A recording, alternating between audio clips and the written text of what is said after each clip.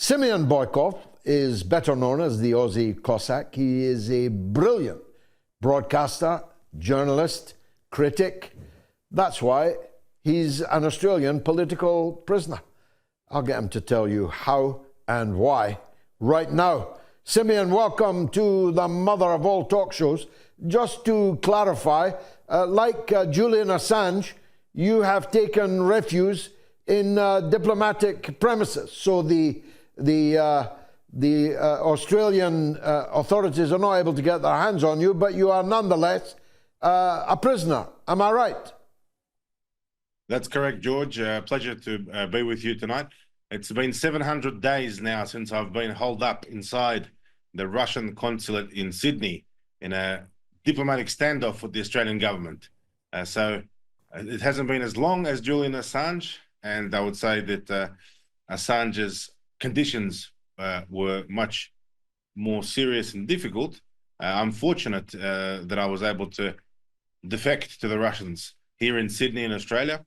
Although I was born in Australia, after entering the Russian consulate to seek diplomatic asylum, which was granted, the Russian government went on to organize citizenship, Russian citizenship, by way of presidential decree from Vladimir Putin himself. So it's a very good thing that just demonstrates that Russians don't abandon their own and Russians will protect their own, and which is really the whole concept of the special military operation. The reason why Russia is involved in this special military operation is to protect its people, to protect Russian speakers, to protect Russian culture, to protect the memory of the legacy and the memory of those who died fighting Nazism, fighting fascism. Only today in Ukraine's city of Odessa, which was always, by the way, formerly part of Russia, a monument to Soviet partisan hero Zoya Kosmedyanskaya. There was a famous story about her. She was an 18-year-old girl who joined the Soviet partisan unit, and she was tortured by the Germans when they invaded. And she was hung in the town square. She was a hero. She destroyed a Nazi stable and was involved in partisan action. And she went down in history known as Tatiana, as Tanya, but they didn't know her real name.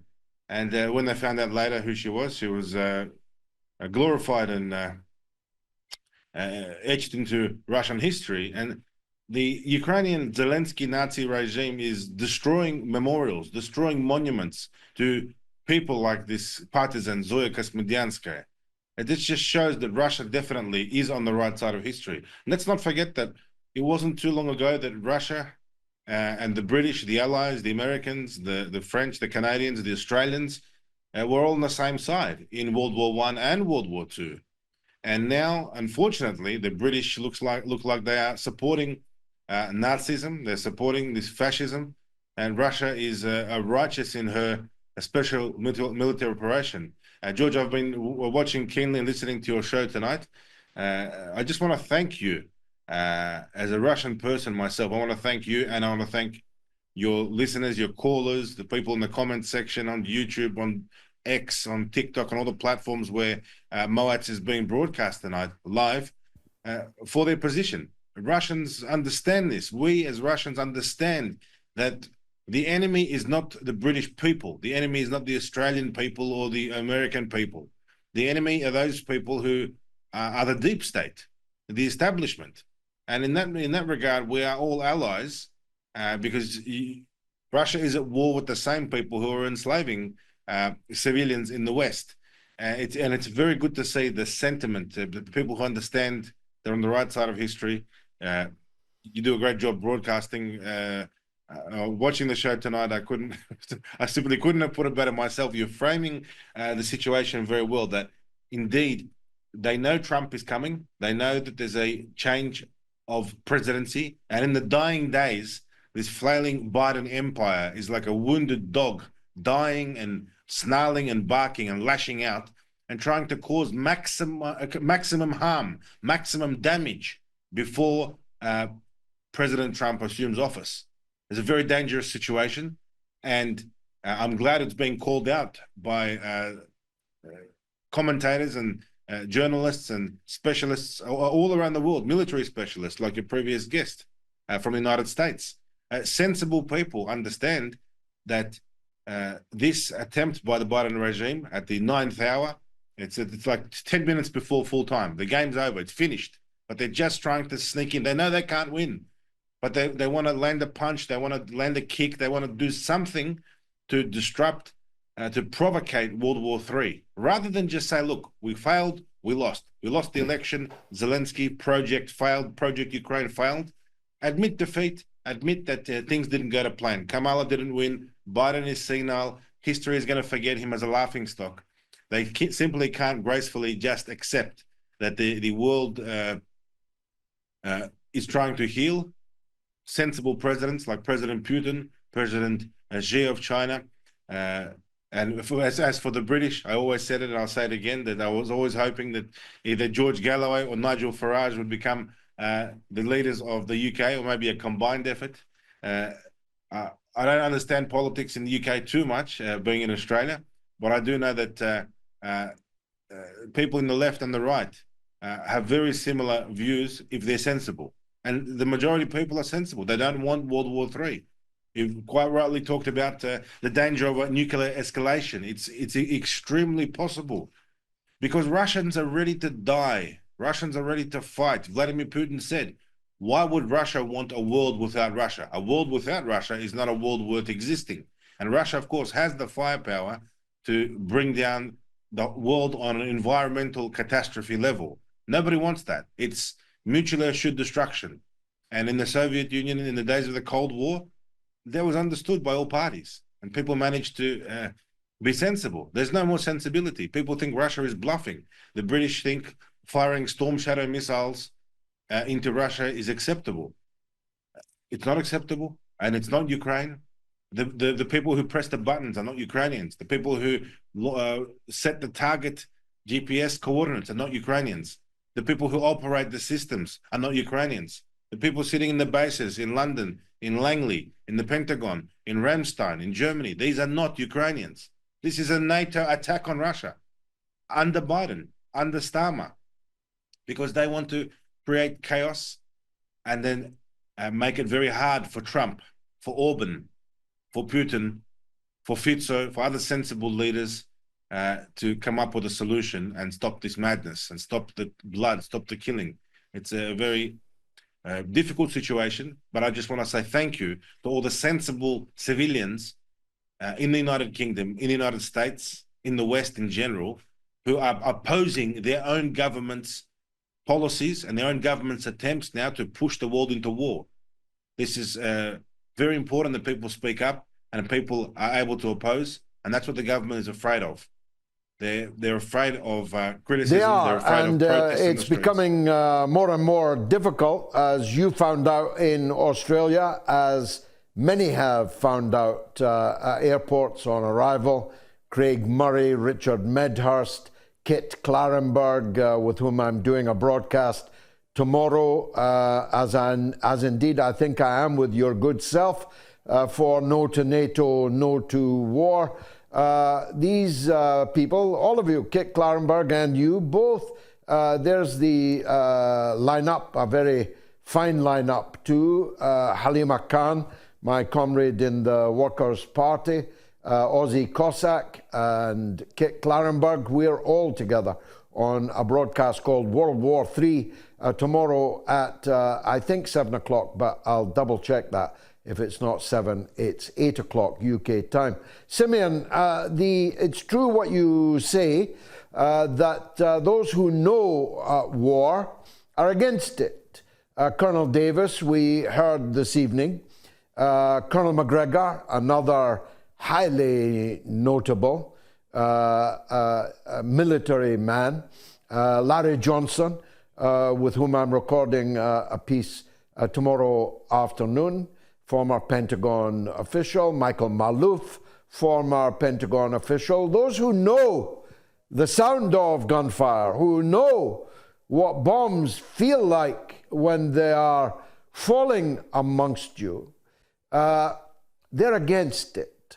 But what we have now is a generation of effete, I make no comment on their sexual orientation, effete individuals who've never heard a gun fired in anger, who've never seen a carcass torn to pieces in war, who've never pressed their nose into the dirt as I have, as bombs fell all around them, praying that the red-hot, razor-sharp steel and sheets of flying glass will not cut us down.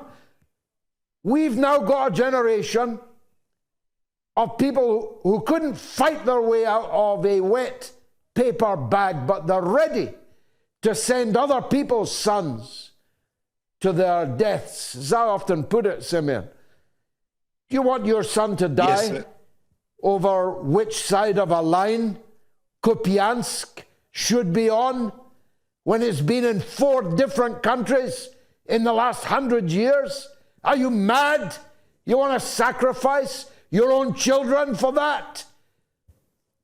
But it turns out that our leaders are ready to do that in Australia, in Europe, in the UK, and in the US. Simeon.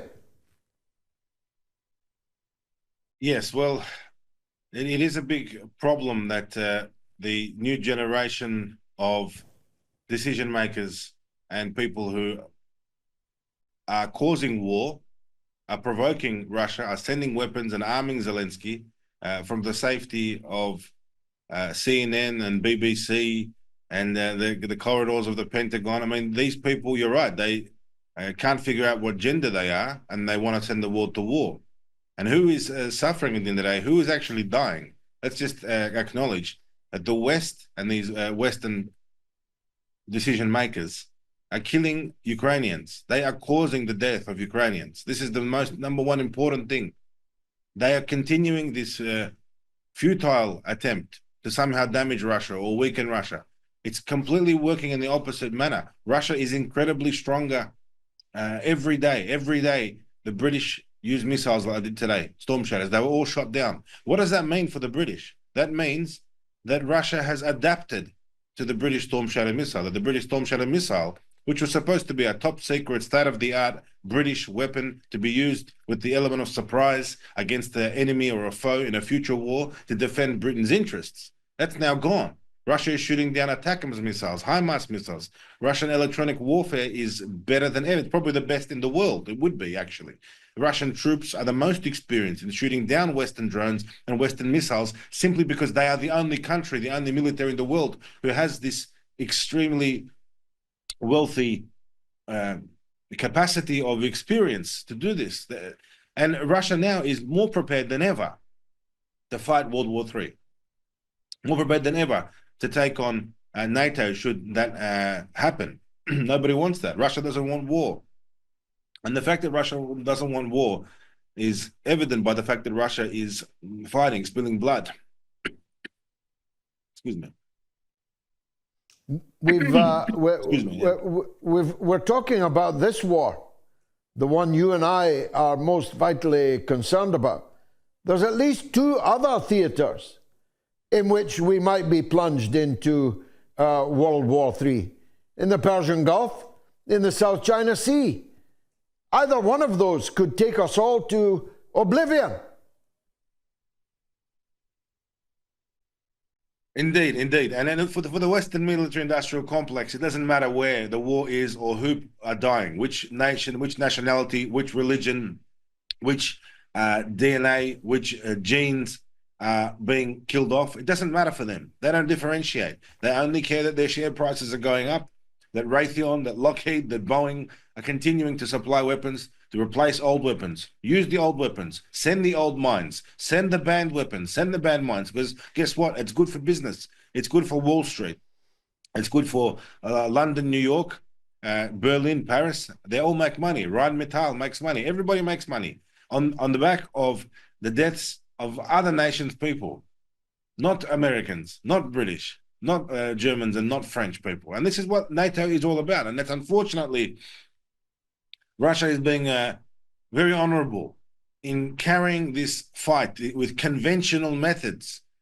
Russians are choosing to show, you could say, military honor. It's almost as though, George, we look back at the old battles of the olden days where two armies would line up and then they would take volley shots at each other and then they would march to the drums into battle. And there was an order of battle. There was some military tradition. And that's exactly what Russia demonstrates. It demonstrates military tradition. It doesn't exceed its own limitations. Russia has placed limitations on itself. Russia is saying, well, we can destroy you all, but we won't. We'll fight in the field. We'll fight on a front line which is more than 1,500 kilometers long. And we will take a drawn-out fight and we will send our men into battle. We'll send our armies into battle. And Russian men are dying, being killed by Western drones, Western missiles, British supplied, French supplied, German supplied, Canadian supplied, Australian supplied weapons. Russian men are dying so the rest of the world can continue living. And why? I'll explain why I'm saying that. Because if Russia didn't want to send, or Russia wasn't willing to send its men, and Russian men weren't willing to die and sacrifice themselves for their country, but also for the rest of humanity, why should Russian men die on the front line to fight NATO when Russia can just launch everything, launch all the missiles, submarine-based missiles, land-based missiles? So Russian men in that manner are fighting a conventional war for the sake of world peace, for the sake of prevention of nuclear war. And that's why in Russia, Russian taxi drivers, in the kitchen, wives, mothers, sisters, students, pensioners. As you know, you just came from Russia, from Kazan in BRICS. We caught up with Julian Assange's father and our good friend from Perth, Adrian McRae, who's been doing some great work in Australia with a big event coming up on the 29th of November in Perth. But as you know, Russians are simply saying, well, launch the nukes then. The average Russian's saying, oh, we should just launch it. Enough is enough. Let's stop playing games. The West thinks we are bluffing. When the average Russian person hears that British missiles have hit Russian territory inside Russia, in old, undisputed pre-war Russian territory, in the heart of Russia, real Russian territory, no one's even disputing this. Well, the answer is, why should we tolerate this? I'm sorry to say, but the answer is yes. Our president should press the button and he should launch the nukes. It sounds crazy, but what's the difference to the Russians? If they have to keep fighting in a conventional war because they're up against 55 countries, they may as well do it straight away. And that is a very difficult decision. It's a powerful pressure on Putin. That's clear. And was clear to me when I sat with him in Kazan just the other week. Well, look, I'll see you tomorrow, God willing, Simeon, and we'll continue this conversation, no doubt, along with our friends Halima Khan and Kit Clarenberg of the Grey Zone. So for tonight, at least, I'll bid you good night and thank you for joining us on the mother of all talk shows.